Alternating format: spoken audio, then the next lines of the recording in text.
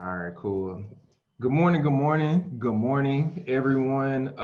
Thank y'all for coming to this beautiful webinar that we're about to put on. Ideas, assumptions, and validations. Today we're actually going to be talking about market validation. We're going to be talking about market validation. We thought it would be a really good idea to really kick off this starter kit series by actually going over one of the most fundamental aspects of chasing after your ideas, turn them into reality, which is market validation. So today is going to be the beautiful Ashley. She's going to be speaking, as well as Rachel. You know what I'm saying?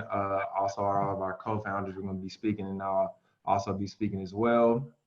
And today, not only will we be talking about market validation, but we also want y'all to interact with us. We want to make sure that you guys have an avenue or a channel to ask questions. This is a safe space. You know what I'm saying? It's all about learning, getting better, growing.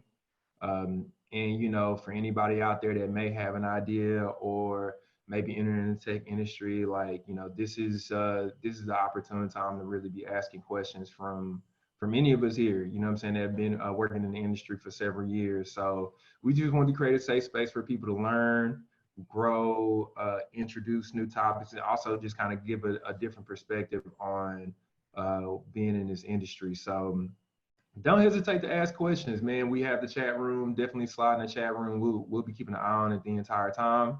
So if you have any questions, please don't hesitate to ask. Any one of us are going to respond. And the way basically we're going to do this is that essentially, actually, if you hit the next slide, we're going to basically answer three questions. And the three questions we're basically going to be answering is, what does it mean to validate an idea? What exactly is market validation? You know what I'm saying? Then we're going to go over the process of actually market validating. And then we're going to actually talk about resources that you can use to actually begin market validating your ideas. So the whole idea is that we want you guys to all leave here with a solid understanding of what market validation is, what the process of it looks like, and also make sure we equip you with the resources that you'll need in order to get started, or to help anybody else that you may know around you. They may have an app idea or anything like that to get started. So don't hoard that information for yourself. So, but yeah, so Rachel is going to be the first up. She is going to be the first up. Rachel, you ready to go? Yeah, can you all hear me? Dope. Yep. And before we get started, just so everybody knows, this what do you call this? This Zoom. I'm like Zoom, Skype, webinar, whatever. This Zoom is going to be recorded, so we'll send it out after we're done. Yeah. Okay. So, kicking it off with the most important question of all, what is market validation, right? I mean, this whole webinar is based on the idea that there is market validation that needs to be done for your idea, and that there's a way to do it well, there's a way to do it not so well. But in order for you to do it hopefully well, we have to have an idea of what the purpose of market validation is and why it's something that you should really buy into as soon as possible when you decide to pursue your idea. So at a very high level, market validation lets you do three things. It is the process of evaluating a market's interest in your product idea. It's a way to discover target markets for your product idea, and a way to check that your product idea does what you think it does. Go to the next slide, please. Now, this is where it gets tricky. A lot of people, when it comes to business ideas and deciding to pursue business ideas, we start kind of running on instinct. That idea sounds cool, it just feels right. And, we might talk to you know, a best friend, a significant other, a family member, what have you. And they're like, yeah, yeah, that sounds good. That's a great idea. Like, you should totally do it. Let's, you know, go ahead and, you know, start creating bank accounts and filing LLCs and, you know, asking for, you know, we probably going to need to put some money aside to get a patent, you know, and start on all of these different things. And we don't always pay attention to how our product idea would be perceived within the greater market. And something that, you know, you might have seen around is a meme that's kind of what I have here, right? That I think really speaks to people's instinct about doing market validation. The idea that it's okay if it's a little crowded.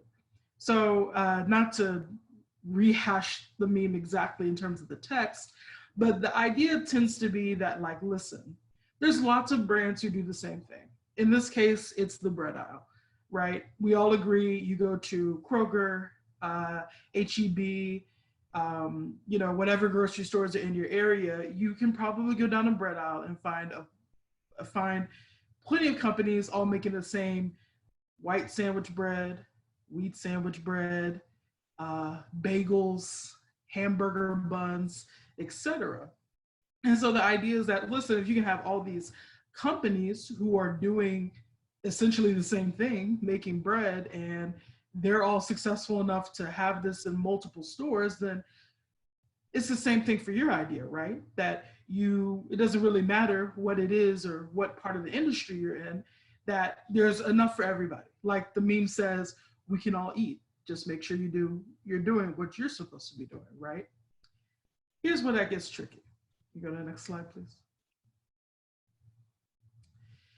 Starting a business is expensive, right? So in 2009, the Kauffman Foundation estimated that the average startup costs around $30,000 to get up and running. $30,000, 30,000, right? That's a lot of money, right? For a lot of people, that is somewhere from half to a third of their yearly income. And that's if they're well off, right? That's if they make more than 60K a year. And that was in 2009. You know, prices have undoubtedly gone up since then, especially as we move towards different business models. Now, of course, this is just the average cost, right? It really does depend on, you know, what industry you're looking to do, whether you're looking to make a physical product versus maybe something that's digital versus maybe something that's a service, you know, where you fit in terms of the product pipeline, right? So like if you're say something that's, you know, involved with manufacturing versus commercial versus retail, there's a lot of different factors, but really the main point is that when you look at getting a business started, it's expensive. It doesn't matter if you decide to bootstrap it yourself with money that you've saved up, or if you decide to get loans from family or friends, if you seek loans from businesses, or even if you decide to go the venture capital route. The fact of the matter is that it takes a lot of money to be able to get a business up and running. It's going to take a lot of time and effort on your part and on the part of other people who are partnering with you in order to be able to get it up and running. So you want to make sure that you're being a good steward of that, right? You don't want to waste your time, your money. You don't want to waste other people's time. And most people are not fans of you wasting their money. So that's why we do market validation, so we can get a feel for those three things that I mentioned at the very beginning. Because you don't want to run into a situation, right, where, you know, you have this great idea, but then you put it out in the market and they're not actually interested in what it is you have to sell, right? No one particularly cares. But you also want to explore ways in which your product idea or your business idea can make more money than you expected, right? One thing I mentioned was to discover target markets for your product idea. So something that hopefully comes as or out of your market validation process would be an expansion of the markets that you could target. For example, I don't know how many of y'all realize this, but a lot of the products that are aimed at senior adults actually have disabled adults as a secondary target market. It makes sense, right? Because when you think about the things that senior adults might need or want, like the whole life alert button, right? That's something that if you're disabled in some way, you probably want that too, right? And that's a hook that people will use sometimes when they want to make products specifically for disabled people and they want funding. They can then say, well, we did our market validation research and it turns out that this is great for disabled people, this is great for seniors, and this is great for parents with young children. And so they've expanded their target markets, and that hopefully drives more funding for them, whether it's from a venture capitalist or through a standard bank loan or friends and family or what have you. And then finally, like I said, you also want to make sure your product idea does what you think it does. I don't know about y'all, but sometimes, it's easy to kind of come up with a business idea and then you're like, oh yeah, that's great. And then like, oh, what if I added, this feature or this feature or this feature? And you kind of get, it's like the horses have been let out of the barn, right? You're off and running.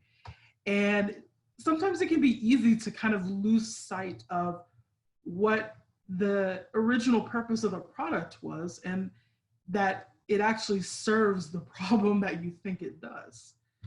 So really, when we look at market validation, it's a way to kind of check all of those things, because we want to make sure that we're thinking about that 30K and how to get the best bang for our buck in terms of bringing staff on board, maybe making prototypes, whether that's of a physical product or a service or some type of digital product that we can do, some marketing, some sales, trying to really get a sense of how all of that is going to get started as much as possible, while keeping in mind that you want to stay lean, so that way you can continue to put more of your money into growth rather than trying to pay the bills.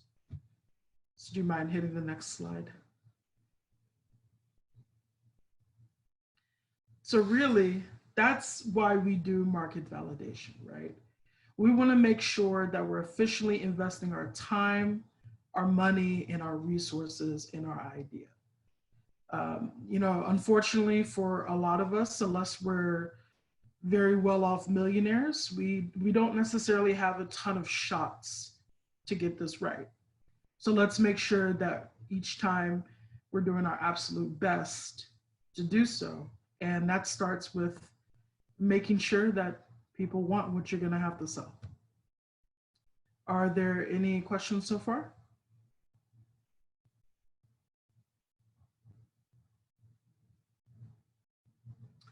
I know, oh, okay. Someone asked what the meeting ID is. I do not know. Oh, that was me. I just found it. Oh, perfect. Oh, thanks, Reggie. No problem, bro.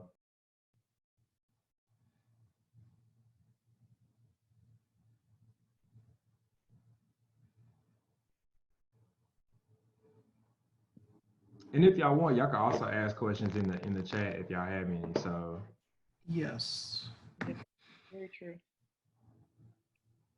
All right, I guess we don't have any questions. Rachel, I could take it from here. Yeah. And we're not going to have a 5-minute break because it's entirely too soon. So all right, so my name is Ashley Hughes, and I'm going to be talking to you today about the process of actually doing a market validation for your idea. So you have an idea, but how do you know let me just let me start my camera because I forgot to do that. All right. So you have an idea, but how do you know it's a good one? So today I'm going to be talking to you guys about the 5 steps of market validation. First, I'll start with talking about looking for it. So understanding, like, does your idea, like, is it already out there, or is there any competition that exists currently? Next, I'll talk about defining your customer and just how to put together like a quick customer persona. Then I'll talk about the importance of seeking feedback from your customers. Feedback is very important to really understand if you're going to be meeting the needs of your customers or not. Then I'll talk about creating a prototype.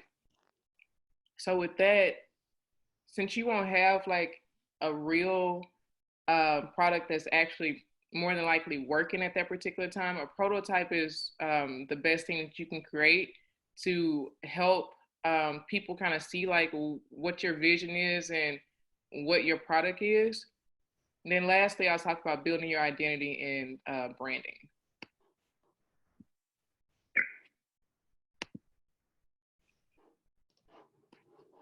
All right, so look for it. So does this product or service already exist? So there are several different tools out there where you can do some research. Of course, Google is always our friend. So you can find just about anything on Google. Um, Product hunt. I use this sometimes when I just want to find out what other apps and things exist today about just random stuff. You know, maybe I want like some type of special timer, right? As far as like an app on my phone to remind me to do something or to do checklists or whatever. Just they have so many different applications, mobile apps. Um, Desktop apps that you can go and check out and download and use. All of these particular things don't make it to the App Store, but they may just be some web-based apps that you can, you know, try out and test. It's a lot of apps out there that are in beta, which means that, you know, they're just kind of looking to roll something out that's not necessarily final, but they want to get feedback on it from like their intended customers. So Product Hunt is a really, really, really great website to just see what other apps exist. And then, of course, you can look at the Apple Store. And for our Android friends, you guys can go to Google Play Store to look up apps that you can download and find out more about if it's, you know, within the industry that you're looking to create a product.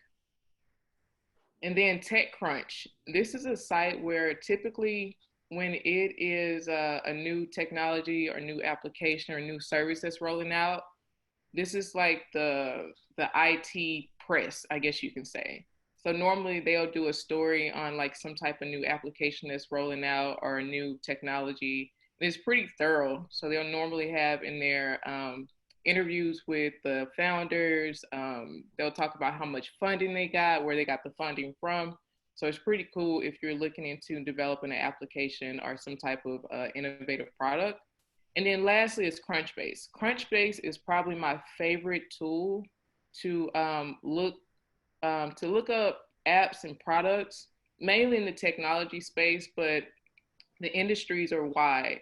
So with Crunchbase, and I'll go to the next slide to kind of just show you guys what it looks like.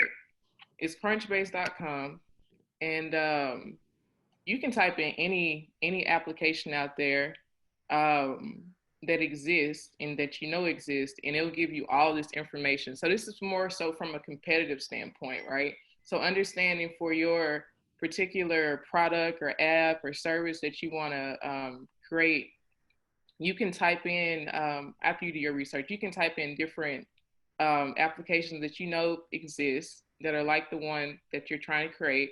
And it'll give you the overview of the company. It'll tell you what the founded date was, the founders' names, number of employees, all their social media forums, contact information, if they're IPO, private or public, a lot of different things, which is actually really cool. And then next, they'll tell you about the funding rounds, right? So it looks like this particular company is called Tress. It's a natural hair care app. Um, they got 2 rounds of funding, which equal to $120,000, and they're backed by Y Combinator and Meltwater entrepreneurial school. Uh-oh, this is going crazy. All right. And then also it tells you, like I said, like how many investors, and um, it's a lot of information on there. This is the free tool, but there is a pro version where you can get even more information. So Crunchbase is a very great tool if you're looking to do some research on, different companies that may be in the space that you're trying to get into. And then one that I did not mention is the United States Patent and Trademark Office. So if you have a product or an idea that you think is really good and you want to get it patent, definitely check out USPTO and do a search on that particular item to see if anything comes up. More than likely, if something does come up, it's out there, but you probably can figure out a way to improve upon that product, but just make sure that you don't infringe on that patent. So moving on, past looking for it. Next, what you want to do is define your customer. So who is going to use your product, right? Let me minimize this. Who's going to use your product or service? So what you want to do is create a customer persona. And basically what this is, it kind of gives like this story about your customer, right? So normally it'll include like their demographics. For this particular example, her name is Mary. She's a working mom. She's 34 years old. She lives in Reading, works in London. She's married, has 2 kids, and her household combined household income is $125K per year. Her behaviors is, she's a house cleaner, or she has a house cleaner. She buys takeaway meals 3 nights out of the week. She frequently feels overwhelmed when she forgets something. Her needs are, she needs help. She's running errands, she's managing kids, she's keeping things running. She enjoys time with her girlfriends, and she likes to feel like she has everything sorted, and she wished that she had a clone of herself. So for this particular customer, she has a lot going on, and it sounds like she needs some help with time management, right? So these type of things, thinking about your customer is a great way to figure out how you want your application or idea or product to be, because ultimately your goal is to make something that your customer is going to use. So then another thing that you can figure out is what are your likes and dislikes? What are their likes and dislikes? So understanding, for Mary, what are some of the things that she hates? What are some of the things that she loves? Because maybe you can incorporate those things into your app or product or service. What problem will your product or service solve for them? So you're looking to, alleviate any stress or at least improve their life through some form of inconvenience or whatever it may be, depending on what you're developing. So you kind of have to keep that at the top of mind when you are developing out your product or service, because you want to make sure that, it adds value as opposed to decreasing value for, your customers' lives. So then how will your product or service improve your customers' lives? Same thing. You want to make sure that it's something that's easy to use and aligns with their lifestyle and or what they have pretty much going on from a day-to-day basis. Okay. So seeking feedback. Feedback is a gift. I've always heard that throughout my career. But it's even more of a gift when it comes down to you developing a product or a service. So to do feedback is several different ways to gather information from your customers. You can do surveys, focus groups, and networks. So surveys are pretty quick. You can collect a lot of information from a lot of people at one time, and you can go and analyze all of their responses. Focus groups are even better if you want to go deeper. So if you want to ask specific questions to customers who will be using your product, that's a great way to go. Normally focus groups are can range from about, I think I've seen them where it's like 12 people, but the smaller the better because you'll have more time and you can, dig a little bit deeper with the questions for people who intend on using your app or idea or product. I have to keep saying that. And you also want to leverage your networks, right? So when you think about, coming up with an idea or a business or a product or a service, you want to go to, as many networks that you're involved in to drop that link to your survey so you can collect a variety of, opinions, feedback, just any type of data that you can gather from people who may or may not use the app. They may be able to provide some information that you never even thought of. So those are always good to leverage whenever you're looking to get information from a variety of people.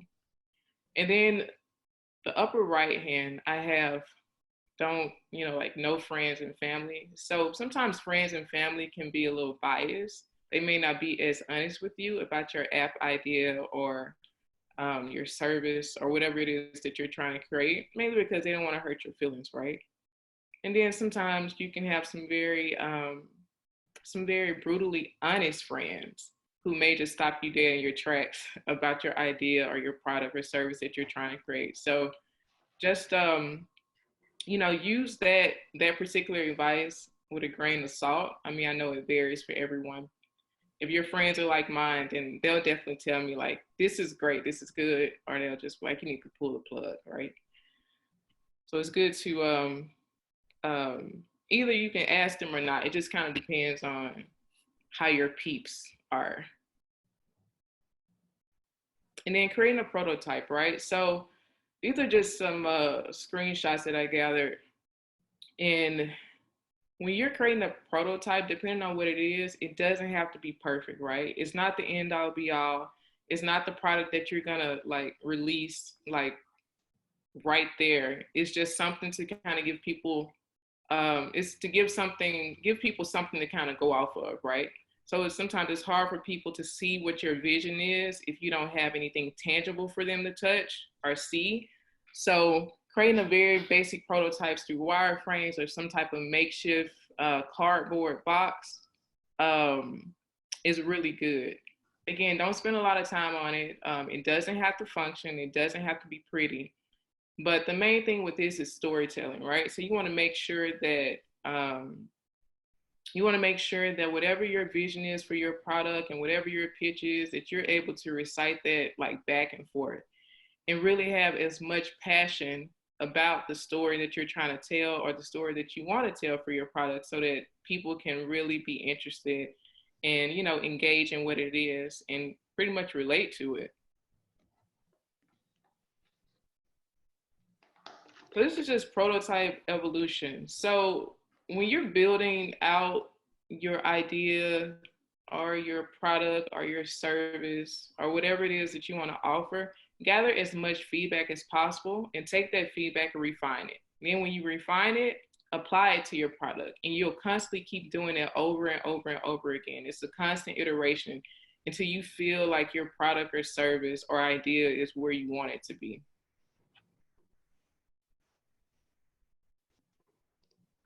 Lastly is building your identity. So you'll hear Reggie talk about a couple of other tools throughout this presentation, but you want to create a landing page if you can. So a landing page is basically like a website where people can just sign up to get more information on your product as you develop it out.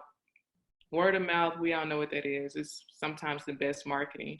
Pitch competitions, they're also really great to kind of get your name out there and your brand, and it also lets you practice, your presentation skills, as well as you can get investors that way and apply for different incubator programs or startup programs to get more funding for your app, product, ideal, or service. And then lastly, I have here influencers. In the last, I don't know, maybe 7 years or so, influencers, Instagram, Facebook, YouTube have taken over. Sometimes it may just be partnering with an influencer that's in your actual industry for the app or the product or the service that you want to provide. You know, asking them if they can market for you. Now, I don't know, they may do it for free, they may not do it for free, but I feel like it doesn't hurt to ask. So going through this whole identifying your brand and just your identity for your app. So think about, what do you want to be known for? You need to go where your customers are. You know, if you're building some type of application or some type of service for, let's just say, gyms, you need to go to the fitness gym and, you know, talk to some of the trainers, talk to the people who work out at that particular gym, understand what they're looking for, understand what are the inconveniences that they, you know, encounter.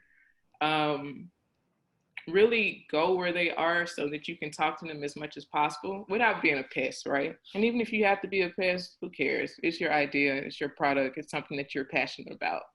Get some merchandise. I think t-shirts, just different things that has your logo on it can definitely be a way to start building your identity in branding and marketing. Also, practicing your 10-second pitch. So like I said, if you are very passionate about your product, service, idea, or whatever it is that you're trying to create, you should know it from back and forth. You should be able to recite it and tell someone within 10 seconds of what it is that your product or service does and how it can help them. Next is start creating content on your social media forums. This is really helpful because sometimes people don't really realize how seeing things, or not really even seeing things, how it gets into their brain. So as I post more stuff about, you know, being a founder and co-founder of Tech for the Culture, I always am like, oh, people probably don't, you know, they're not looking at this. And then before I know it, people are reaching out to me, oh yeah, you're doing this Tech for the Culture stuff. I want to, you know, connect you with such and such and blah, blah, blah. So people actually take in more than what you think when it comes down to the social media forums. And then again, I already talked about seeking out pitch competitions. It's the best way to meet a lot of other founders of different services and apps, and also just getting up there and sharing what it is that you want to do and how others can help you. And I already mentioned partnering with the influencer in your industry. So next, I want to go through an example of market validation. This is actually an app that I worked on way back when. It was an idea of mine that came to me when I was doing my hair. And I went through all the different steps of market validation with this particular product. So that's what I will go through next. But before I do that, are there any questions on just the 5 steps of marketing validation?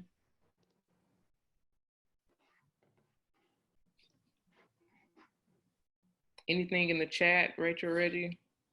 No, I'm not seeing anything in the chat. Okay.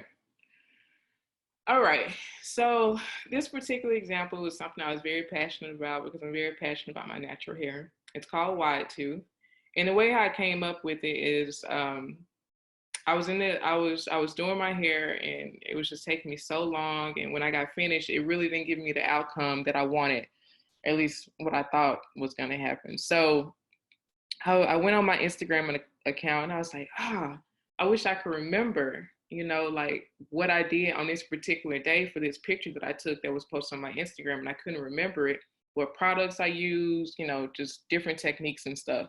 So this particular app is something that, like I said, I came up with on that particular day, and I'll walk you through it. So the first thing was the problem, right? There was a problem that I decided that I wanted to solve that I endured every time I did my hair. So I said natural hair, you know, it's frustrating and overwhelming. You know, it takes a lot of patience. It's a lot of trial and error. It's time consuming. So Black women spend roughly 5 to 20 hours per week maintaining their hair. And then also you deal with all these wrong products. So different curl patterns react to different products. There's no one size fits all type of product. It's costly. Black women spend the most money on their hair when compared to other demographics. And then it's lonely. So with all these different hair types and textures, you have limited access to, you know, the advice of others to talk about, did this work, this not work, and what products do you use? So that was the problem. It's a long problem, a lot of things, but that was a problem I sought out to solve. So the first thing I did, I looked for it, right? So I went to Crunchbase, I searched the internet, I went to the Apple Store to see what type of apps existed in this particular industry. So I saw like 3 of them at the time. It's probably way more. But these were some apps that were already out there that pretty much was doing the same thing that I wanted to do. So I downloaded all 3 of those apps and I used them just to understand like how they worked and how they flowed. And by doing it, I was able to see a lot of different gaps. So although someone had kind of beat me to market with the idea, I was able to see how I could further improve my product to be better than theirs. Then I also created this customer persona. So I initially started out with 3 to 4 different customers who I felt would use my product, and then I ended up with this one. So I drew this picture. This is Aubrey. She's social. She's 28 years old. She is a DIYer. She makes about $75K a year. She's a health nut. She's single. She loves R&B and trap music. She likes yoga, spin and roll. She lives in the city, lives alone, and she's been natural for 4+ years. So I did that for like 3 or 4 different personas. And I ultimately ended up with this one because I started getting overwhelmed. I was like, oh my God, it's so many different users. I just need to focus on one. And I felt like she was probably the one that most people would probably relate to based on the customer base that I was going after. So with this whole customer persona exercise, it's very easy to get overwhelmed. But I would just say, try just focusing on 1 to 2 different customers. And when you do that, also just focus on the key customers. You don't necessarily need to build like a use case for every single person that you feel is going to use your application, product, or service, just the key ones. And then I sought feedback.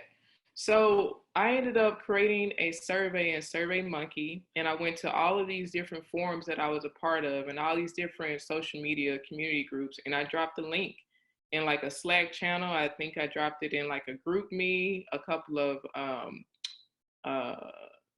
Apple message groups that I was in, iMessage groups, and I just dropped it. And whoever took the survey, I was happy, and I told them that I really appreciated it. And I ended up getting like 50 responses from all around the country. And even I think I had some people that were from other countries.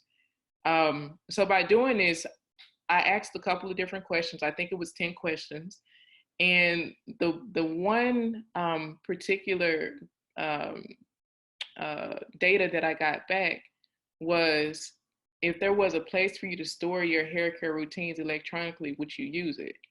And as you can see, 61.22% said yes. So for me, that was validation that, this is something that I could actually build, and not all people, but some people will actually use it. So then I built out my prototype. And again, like I said, it doesn't have to be pretty. You don't have to spend a lot of time on it, but sometimes I get a little crazy when it comes down to design and creativity. So on the left-hand side is what I started with. I think I used the app called Balsamiq, and I created just like some wireframes. And wireframes are basically just kind of like really, really, really cut, dry, dirty type of screens or flows of how you want something to flow as far as an application. So in the beginning, that's what I started with on the left, and then on the right is what I ended up with, as I kind of took those flows in the wireframes, and I ended up, putting a little bit more color to it, more graphics and things like that.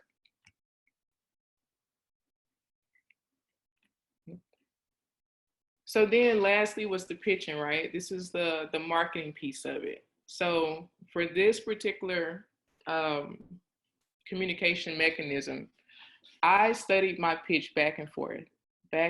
So whenever it came down to me pitching an idea or telling somebody exactly what this particular app was, why it was about, I made sure that I knew it from front to back. and that I was able to show people my prototype and show them the flow of how things were going to work within the app. And then I was able to tell them more about what they were going to get out of it and how it was going to benefit them when it came down to them, like, doing their natural hair and things like that.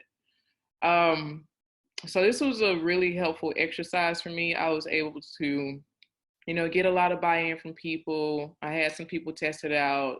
I got a lot of thumbs ups as it came down to this particular app. But I followed all of the steps, and I felt really good and confident about what I had to develop.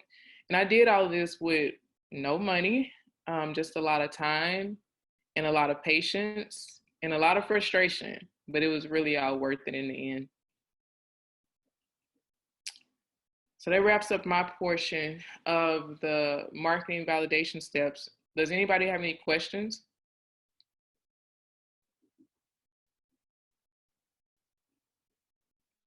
Says somebody's talking. Did you? Oh, can you hear me? Yes, I can hear you. I'm just curious. What did you use any particular tools to kind of keep track of all of these different steps, or? Yeah, I did. So were you writing in a journal somewhere? Yeah, so I did everything imaginable to keep up with the different steps. I had bought a whiteboard or some sticky whiteboard paper off of Amazon. I started writing it out there. Then it started peeling off my wall, so I got rid of that. Then I had a tablet where I wrote down everything, and then that was just becoming to be too much to kind of look at, and it wasn't pretty. So then what I ended up doing, I did a search on the internet, and I found a couple of different tools. One of them was Balsamiq. Then I used to do the wireframes. And then I use Figma, InDesign, Sketch, and Craft to kind of create like that colorful prototype to kind of give people more of a feel of what the app would look like. But again, like I said, I had a lot of time, and I think too, I didn't have a job at that time. So I dedicated about 3 months to working on this. More questions?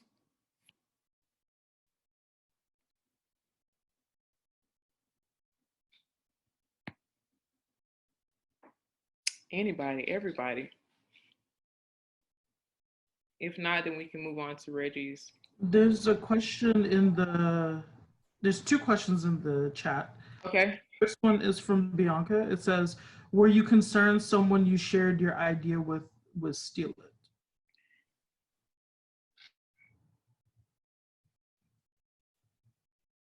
Idea.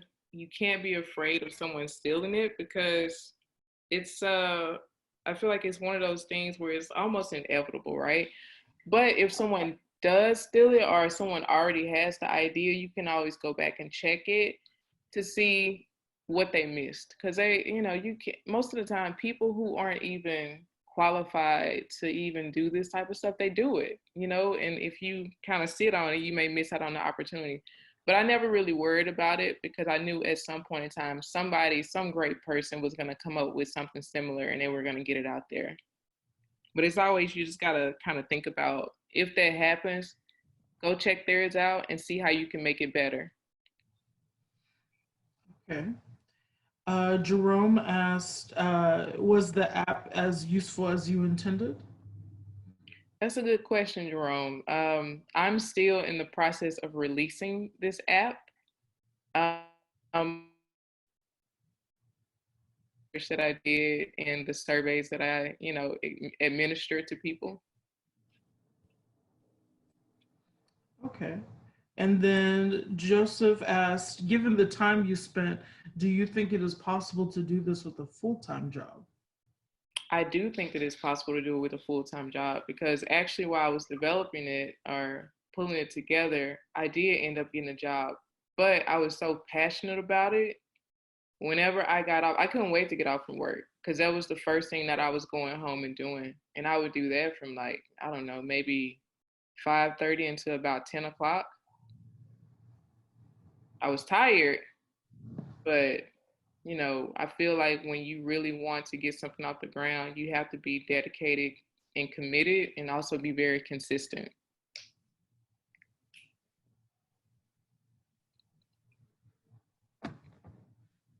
Any more questions?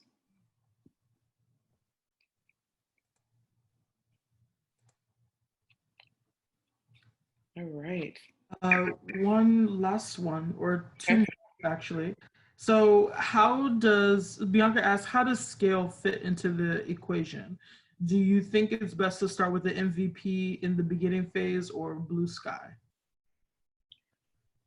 I think for something like this, it's best to probably start off with the MVP. And the reason why I say this is because you're going to get so many different opinions and um, so many different ways that you probably want to like refine your prototype. And I say MVP because it kind of helps you hone in and you can focus on like one thing as opposed to looking at all of these different features. Because as you build something out, an app or idea, a service or whatever, and you get more feedback from people, you're gonna be like, oh, I want to add this, I want to add that, I want to add this. And then before you know it, you're gonna get so overwhelmed to where you just stop adding stuff. And then you're like, you know what, I'm gonna have to put this on the back burner. So I think starting with the minimal viable product is probably like the best way to go for something like this. Okay. And then another question from Jerome. Did you determine your price points for making money on the app? I did. The app, when it came down to like making money, I couldn't figure out at first. I was like, well, I don't know how to make money off of this because I just feel like it's gonna be, more of a social media, like informational type thing. But I thought about, well, if I do product reviews and, I decide to sell like these different, all these different hair care products on my particular app on my site and people do product reviews, then maybe those suppliers of those products, if they wanted to get their product on my app because of, how many people were using it, then they would have to pay me a small percentage for advertisement fee. And outside of the advertisement fee, I would also want to take a little bit of the transaction fee if someone who found out about their product through my app made a purchase. Okay. Jenna asks, are you developing the app yourself or are you hiring developers? So the thing is, I can develop. I'm a developer by education, but today I'm a project manager and developing apps is just not my thing right now, and it takes a lot of time. So I was looking to hire a developer to actually do it for me. But since I know so much about like the IT, the software development lifecycle, it'll be very easy for a developer to come in and just get started because I've pretty much defined all of the different requirements.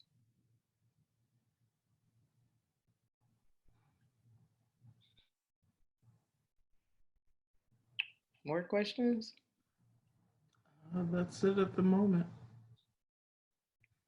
All right. Well, that's all I got. I guess if more questions come up, then we can definitely take them towards the end.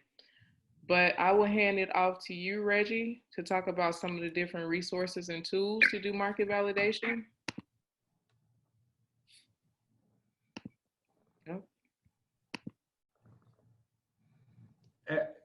Do you want to take a Yeah, I break? can. Yeah, I was gonna say I can just take over so I can slide through. Okay. Do you want to take a break or do you want to continue on? Should we continue on? I can just take over, I guess. Yeah, I can just take over. Or let me share my screen. I'm sorry.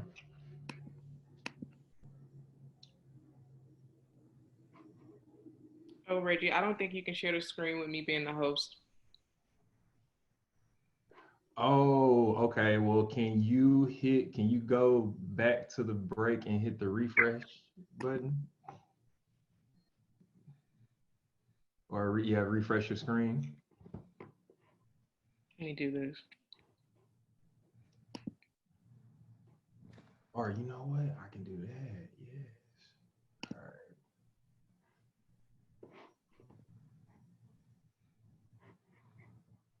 All right. Or you want to take control? Yeah, yeah. Ooh. All right. All right, it's all yours. Cool, cool, cool. Let me go. Let me go on mute really quick, Reggie.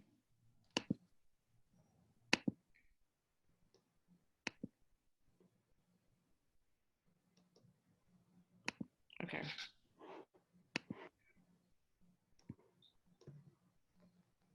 There you go, Reggie. All right, all right, all right.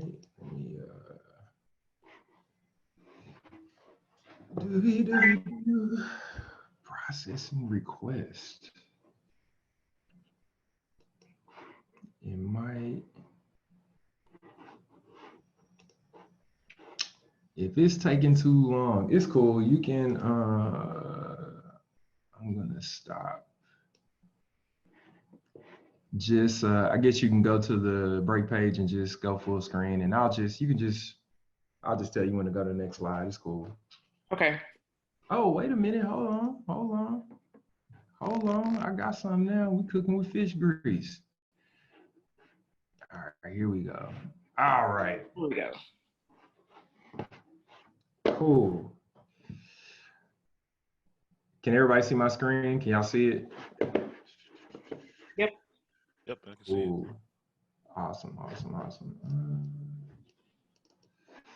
Cool. And I also just wanted to let y'all know, if y'all could, make sure y'all support us on Instagram, Twitter, Tech Culture TX, as well as our website, techfortheculture.com. Sign up, shoot your email, let us know what's going on so we can just kind of stay in contact with you and stuff like that. I wanted to make sure I put that out there. But let me turn my, ooh, there we go. Cool. So,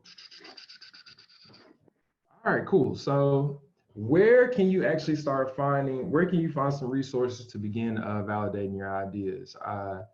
It's important to, obviously we already went through what market validation is, the process of it. And what we want to do now is basically just give you some tools to help you get started going in the right direction. So first things first, man, create a Facebook page. So one thing, as far as like with market validation, one thing that Ashley kind of alluded to is this idea of, you really kind of want to go to where you really want to kind of go find these people. You want to go find these audiences, right? And a Facebook page is an excellent way for you to actually go and find your potential customers.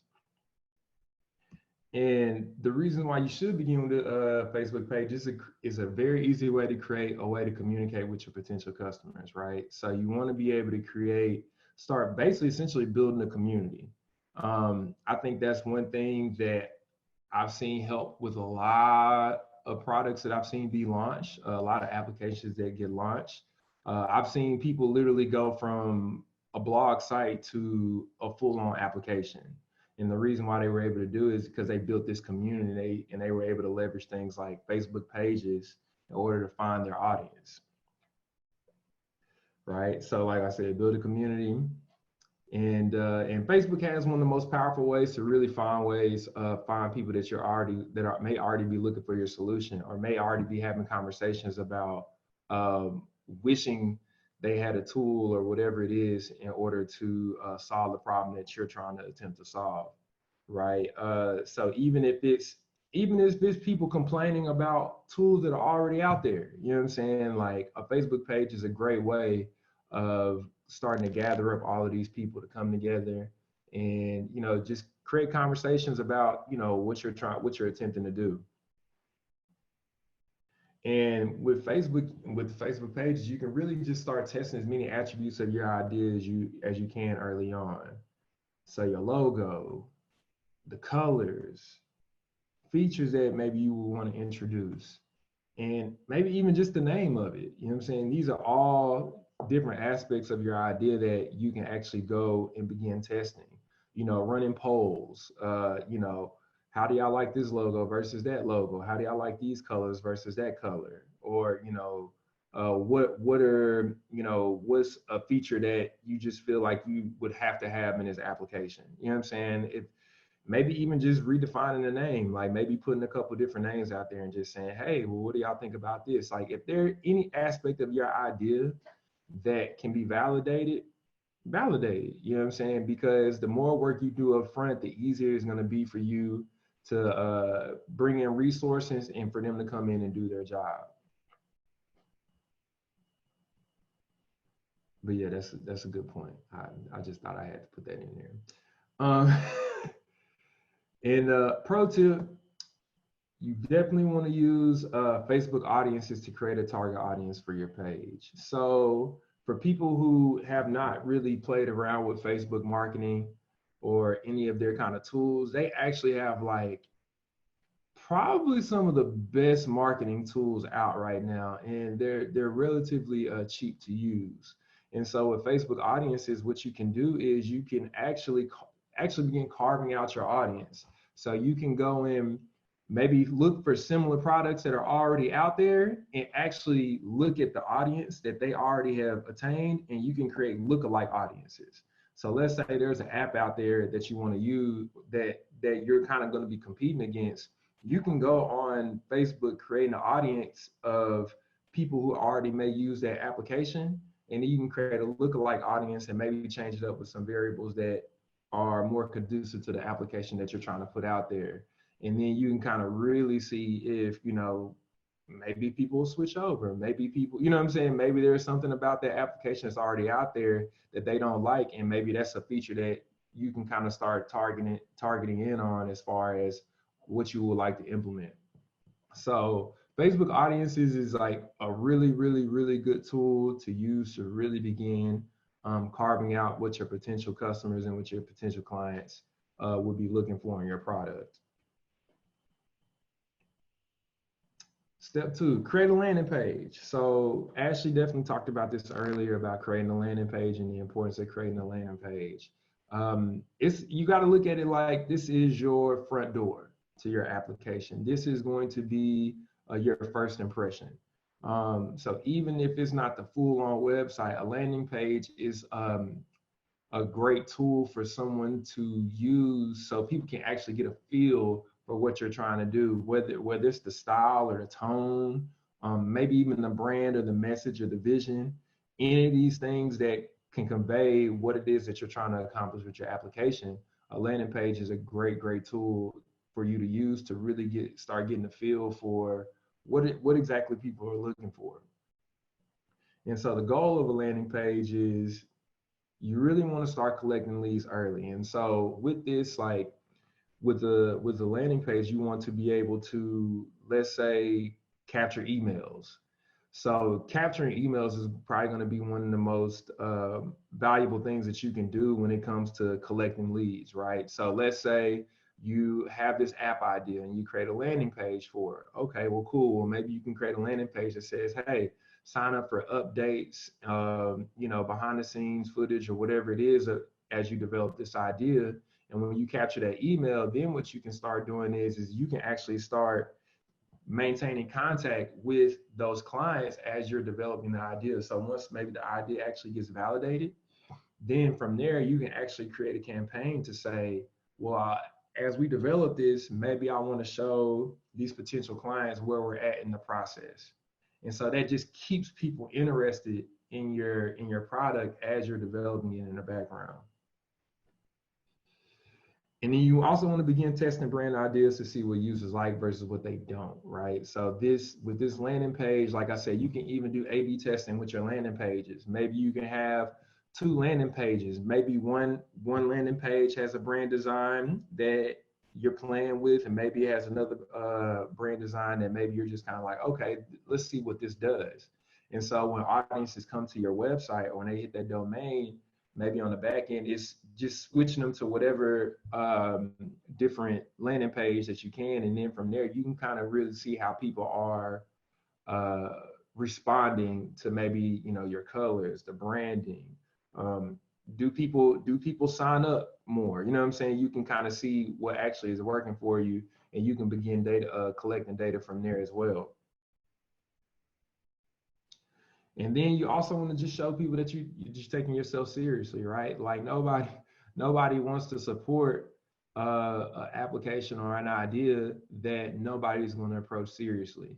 And you know, the more seriously you take yourself, the more seriously everyone else is going to take you. And landing page is a great way of doing that. You know, it's always easy to go in to forums and things like that and drop links, but you know, you can always just take it up an extra notch. You know what I'm saying? Even if you spend, you know, 20, $30 on a landing page to keep it up for a couple months, like that's perfectly fine. You know, I'd rather spend 20, $30 up front now to see if idea works or doesn't work versus spending five or 10,000 or $15,000 building an app and don't nobody even get it at all. So you want to take yourself seriously, and I think a landing page is a great way of doing that. And so what are your options? What are your options as far as like landing pages? Maybe some tools that you can use to build a landing page. First one I'll definitely recommend is Wix. Now I know, I know for me, being a developer, you know, people usually look at tools like Wix and they're like, ah, that's why would you use that? But I think Wix or you know the other suggestions are actually kind of great tools, right? Because you're not trying to build this full blown out complex application. You're just trying to build a landing page. And if you don't know how to code, like they actually already have great tools for you to already use to go and build a landing page from a template that still looks good. You know what I'm saying? So you can use a tool like Wix, and as you can see here, they already have a lot of templates that you can use to build your landing page. You know what I'm saying? And then they can also set it up to where you can actually capture emails on your landing page too. And you can take those emails and maybe import them into a MailChimp, or maybe import them into a Google Drive spreadsheet or something like that, where you're actually collecting all of these emails. And this is just a good start. It's a good start. And then from there, like I said, you can even collect those emails up front. And then when you get an email, then what you can do is you can trigger some automated process to send them to a survey. Maybe you email them the link to the survey, right? And then once they fill out the survey, then you can get some, you know, you can get some emails saying, oh, you know, XYZ person just created a survey. And then at that point, you're already starting to collect data in the background. Squarespace. Squarespace is definitely a personal favorite. I really, really like Squarespace. I think Squarespace has probably the most user-friendly web builder UI that I've really seen. And they have really, really good templates as well. They have really, really great templates. It's really clean. It looks very modern. You can take a pictures here and there, and you can really kind of spin up a Squarespace website in probably about 30 minutes to an hour. It really doesn't take that long. And it gives you everything you need. You can set up your Google Analytics. You can set up any type of SEO. You can set up your actual form. You can actually set the form up right there on the site. You can just do a lot of different things with a tool like Squarespace as far as setting up a landing page to start collecting leads up front. And you know, if you just want to just roll it out yourself, you can always just use WordPress. You know, that's kind of old faithful, super cheap. You can probably go find you a cheap template online, or maybe even go to a website like ThemeForest and find a template on ThemeForest for relatively cheap. And you can go on like a Bluehost or a DreamHost or whatever hosting site, maybe get like a plan for like $5 a month, and just go spin up a WordPress site yourself. You know what I'm saying? And really save yourself a lot of money. So, I mean, there are a lot of different ways you can really go about creating a landing page that doesn't require you to go and program, or even go and find somebody or have to pay somebody to go and do it for you. And so with these options, they're going to give you simple tools to set up the landing page. No coding required. They're going to allow you to collect and manage your contacts. And then they're also going to give you analytics. And the analytics is what you really want to pay attention to, right? Is the data that's coming in. How many people are coming in and actually taking a survey? How many people are actually signing up, but when I send them the link, they don't go to the survey? Because all of this information is really giving you more insight into what the interest level of your application idea may be, or whatever your idea may be, right? Because if maybe you have a survey with 10 questions and only people get to three or four questions of it, then that kind of can let you know, like, okay, maybe there's not enough interest there for somebody to complete a survey. You know what I'm saying? Or maybe the survey has too many questions, or maybe I'm not, getting to the point fast enough. Um, these are all of these little data points are going to help inform you on if your idea is actually worth investing in or worth moving forward with. And once again, collecting data with surveys. You want to make sure you're collecting these data with surveys, because the data that you receive is really going to inform either you should move forward, or maybe there's just something that you need to modify about your idea. And data is going to be the lifeline of your business, and it starts in the beginning. It really starts in the beginning. I always like to say, data is the new gold. It really genuinely is. In the earlier you can begin the process of collecting data for your application, the better off you'll be. Because if you can collect enough data up front while you're market validating your idea, and let's say people say, okay, it is great. Now you can actually take that data to start informing decisions on how you want to actually develop the application, whether it's brand colors, whether it's logo, whether it's features, whatever it is. Like, all of that information is going to help inform the decisions that you need to make in order to make the best product that you possibly can make out the gate. So collecting data as soon as possible is going to definitely be is gonna get you off on the right foot. It's gonna get you off on the right foot. So make sure that you collecting that data up front. And Google surveys is going to be your best friend. It really genuinely is going to be your best friend. Not to say that there are not other tools out there. You have Typeform out there. You also have SurveyMonkey out there. Those are all great tools. But I think the whole idea right now is to just really give you a tool that can get you out the gate as quickly as possible with no overhead. You don't got to pay for nothing. And it's about saving money, right? Like Rachel said earlier, you talking about it takes $30,000 to start a business. That's a lot of money, and that's not actually really a lot of wiggle room to really get an idea off the ground. So you really want to try to bootstrap as much as you possibly can, right? I mean, you're a startup at the end of the day. So being able to take advantage of free tools it's going to be in your best interest. And so with Google surveys, like, one thing I really like about it, you can obviously see all of the people who have responded to your survey, but you can also see the responses to your surveys in a visual format. So seeing how many people actually answered the question, seeing how far people actually got through the survey, these kind of data points can actually help you inform of, okay, cool. So maybe I'll run this survey for a month. Let's see how it goes. And maybe these data points may say, okay, cool, I think there's something there.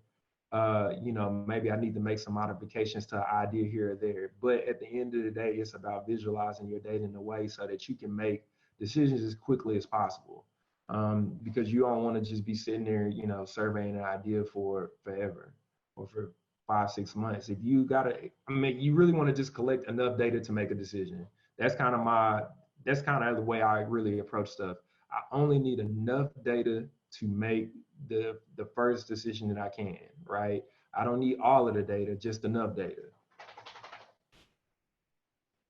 And so the features that Google Surveys provides is creating as many surveys as you want with as many questions as you need. There's no cap to it. I know with SurveyMonkey and Typeform, there are definitely limits. And if you want to get more responses, or you want to add more questions to the survey, you might have to go into a paid tier. But with Google Surveys, it's free. It's just absolutely free. And they also give you the data tools and everything that you'll need to actually move forward with your idea. Also, it also allows you to download your responses to spreadsheets. And I think this is a very powerful thing too, right? Because if you can take these responses and add them to the spreadsheet and visualize them, or create processes around how people respond, I think it can be a very powerful way of even getting even better contact with your clients. So let's say, based upon responses that you get on a survey, maybe you send an email out to someone to maybe ask for, maybe like, hey, can we have a one-on-one talk, right? So Maybe they say, yes, we'll do this, or yes, we'll do that. And then when you get their response, you can say, okay, cool. Let me shoot out an email to them and maybe I can get on the phone with them and maybe we can have an actual conversation with it, right? Really kind of elevating this market validation experience to where it's not just surveys that you're using, but you're taking those responses and saying, okay, well, let me target a few of these clients or a few of these potential customers. And let me kind of really have a sit down conversation with them and kind of see what tools they're already using. Why are they using those tools? What are they using them for? What features are they using? And you can just kind of go in a lot of different ways with that. So also, you want to receive notifications every time you receive a response. So every time a response comes in, you know about it, and then you can kind of act on it. Or you can just sit back and not do anything. But actually receiving notifications every time a response comes in, is also a powerful way of just being aware that people are taking notice of what you're doing in the surveys that you're providing. So, and also just visualize the responses to your data, just like we just saw. You can actually see the data in a visual way. I know I'm a visual learner. I'm not gonna lie. I'm very much so a visual learner. I'm the person that's gonna try to diagram it out and this and that. Like I can read words and I can understand stuff, but I'm a visual learner. And whenever you can just see something and quickly make a decision and not have to process over it or not have to like spin your gears a lot, it just helps a lot. And absolutely social media. Social media is really probably one of the most powerful tools you can use for market validation. Especially if you already got followers or you're already active, on social media, you could really tap into what you've already built, right? Especially if people already have a solid idea of who you are and what you represent. And if you were to put an idea out there, you would be amazed at how many people support it because they support you, right? And so you want to make sure you're using and leveraging what you've already built whenever you're talking about approaching this idea or trying to validate these ideas. And it's all about really going to where the conversation already is. I think I know a lot of tools and the resources I'm talking about really allow people to kind of come to you, but social media actually allows you to go to them, right? And the reality is that your customers are already hanging out somewhere. You know what I'm saying? They already having these conversations. They already talking about this, talking about that, talking about tools that are already using, things they like, things they don't like. You just need to figure out where they at, where these conversations are happening at. And, you kind of got to think outside the box as far as your social media presence is concerned to really find out where those conversations are happening. And you can also just leverage hashtags or any type of search tags to find potential customers. So maybe if for example, for Ashley's idea, it's a hair care product. So maybe she goes in and she just does hashtag hair care or hashtag natural hair or hashtag, black women hair, whatever. And just look at those hashtags and see what people are already talking about, see what people are posting, what products are they supporting, what issues that they're having, like actually leveraging those hashtags to find people that are already out there. I think sometimes we always think about hashtags as ways for people to find us, but hashtags are also ways for us to find people. And just going outside your social media comfort zone, discovering new platforms where people are talking is extremely important. So I know typically when I say social media or anybody says social media, you're probably going to think about the big three. You're going to think about Facebook, you're going to think about Twitter, you're going to think about Instagram. But there are so many other platforms out there, right? Like for Ashley's idea for the hair care, maybe you go to Pinterest, you know what I'm saying? Maybe you go to Reddit. Maybe you go to these other platforms where people are having different kinds of conversations or communicating in different kinds of ways to really find out what people are like and what people don't like and things like that. Maybe reaching out to some of these people. Think outside the box, you know what I'm saying? It's not just Facebook, Twitter, and Instagram, you know what I'm saying? There are a ton of other social media networks out there that people are very, very active in, you know what I'm saying? Everybody don't want to go into the I guess the big hallway that you would call like a Twitter or Facebook. I don't know. I don't know. Every time I think about Facebook or Twitter, I think about like in high school, it was always like that one area where all the popular kids hung out. and everybody goes there, but that don't mean it's like not other places in the school to go hang out. You know what I'm saying? There's people hanging out around the gym, around the band, it's whatever. People hanging out around the school everywhere. So discover, go find out where other people are hanging out and find those conversations that are going to inform you and inform decisions that you make as far as validating your idea. And so as y'all can see, it's just plethora. You see YouTube. YouTube is another great place. Going into the comment section of YouTube, maybe you go in there and go look up some hair care videos that are getting a lot of views and looking in the comments and seeing what people are saying, you know what I'm saying? And getting involved in the comments and just talking to people and seeing what they're doing and all that kind of stuff. Like I said, Pinterest, Flickr, Vimeo. I mean, there are a lot of different social media networks out there that you can take advantage of that will help you continue to collect data to further validate your ideas. And so final point is, first thing, you want to create a buzz around your idea by creating a community early on. The more of a buzz you can create around your idea, the better, because if you have a solid product idea, then, people are going to want to support that. People are going to want to support that. And with a lot of these tools and stuff, or a lot of these apps that you see out here, a lot of that work begins early. You know what I'm saying? A lot of that work begins early. It's not like people just magically appear and it's like, oh my gosh, TikTok is here. No, like they did that. I can guarantee you that their team put together that was like a very calculated rollout. You know what I'm saying? It wasn't just, we just throwing TikTok out there and it's going to blow up. It's very calculated. Any application with any kind of success, it's a calculated rollout. There's marketing. There's a lot of things that people are doing behind the scenes to get this thing to be as successful as they possibly can make it out the gate. And you want to make sure you're testing various aspects of your ideas early on. So like I said, load that work up front. You know what I'm saying? If they're branding, colors, logos, anything like that you can get validated early on, do it early on. You know what I'm saying? Collect that data early on. So when you can make those decisions quickly, you can kind of focus on the most important parts of your application, like the actual user workflow and designs and things like that, versus worry about other stuff that might not necessarily be as important. And make sure you're taking advantage of tools that give you effective results without much upfront investment. This is coming into this idea basically saying that, hey, you know what I'm saying? You are a startup. You are bootstrapping this thing. You want to save as much money as you can upfront, as you possibly can.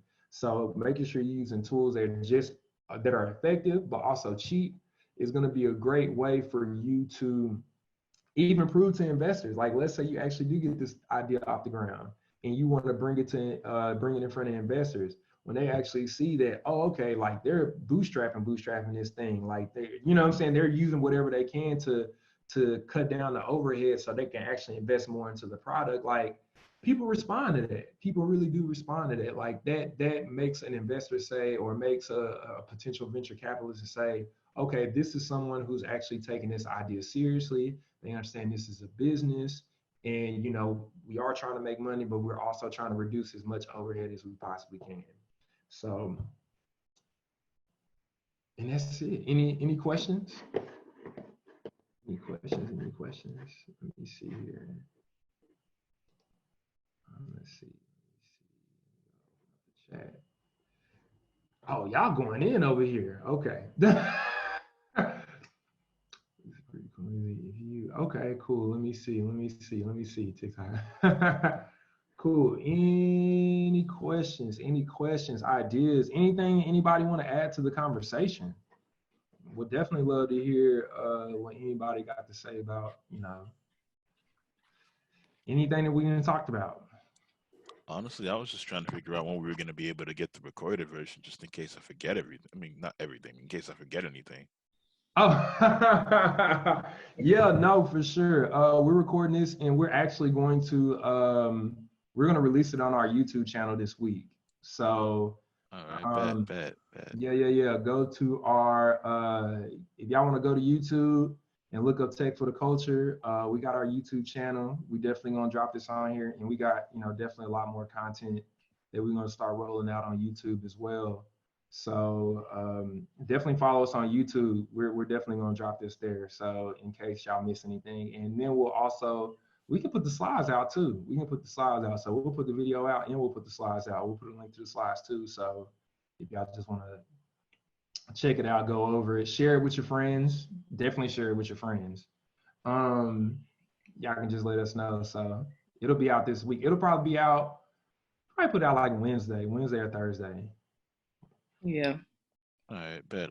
What's the link though to the YouTube? Like I'm like searching Tech for the Culture right now. I don't see it yet. Oh yeah. Let me see. Let me do like this real quick. I was just YouTube. I'm gonna put the link in the chat so y'all can.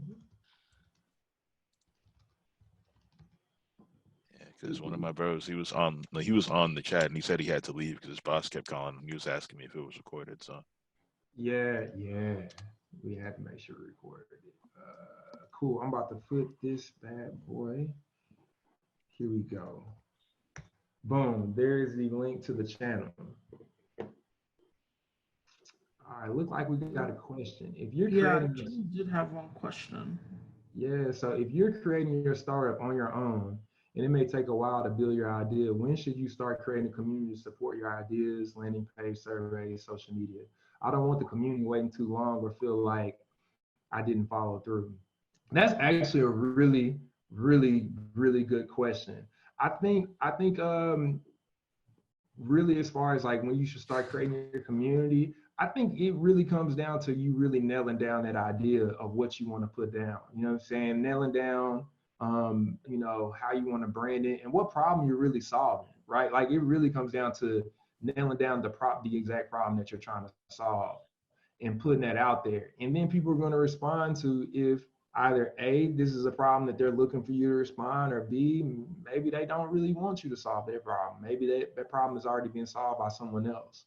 But I think as soon as you really have a solid idea of what that thing is, you know, then you kind of want to put that out there for people to consume and just kind of wait and see and respond. And you know, people, you will be surprised at how patient people will be if an idea is solid enough. You know, companies do this all the time. You know what I'm saying? There are a lot of people out here that there's an idea out there and people wait, they'll wait months, they'll wait however much time. And truth be told, that actually would give you more incentive to move a little bit faster. Once you see people are like, yo, like this is it. So now you at least know that your money not gonna go down the drain. You know what I'm saying? So at that point now it's like, okay, let me give myself a 3 to 6 month timeline and let me see what I can get off the ground. And let me see what kind of money I can round up. So I wanted to add to that too, Reggie. absolutely.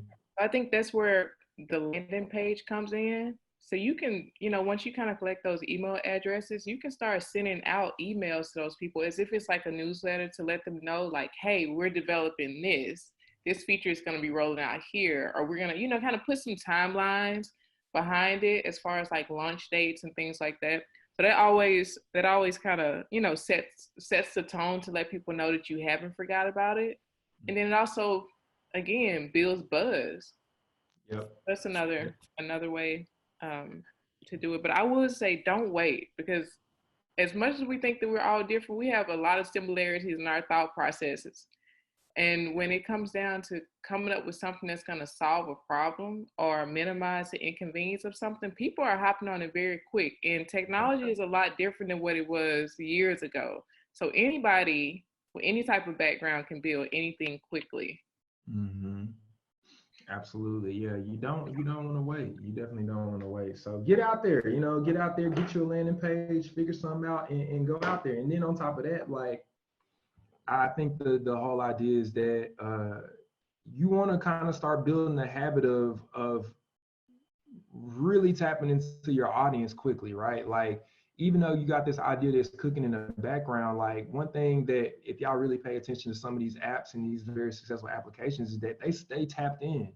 they're always putting out blogs or content or something to kind of help their customers learn more about their platform. And you could be doing the same thing in the background. You know what I'm saying? Start building that muscle up early on. So great press. I was driving, so I didn't get to take all the notes I wanted. Look forward to connecting on your other channels. Thank you. Thank you so much, Angie. Thank you so much.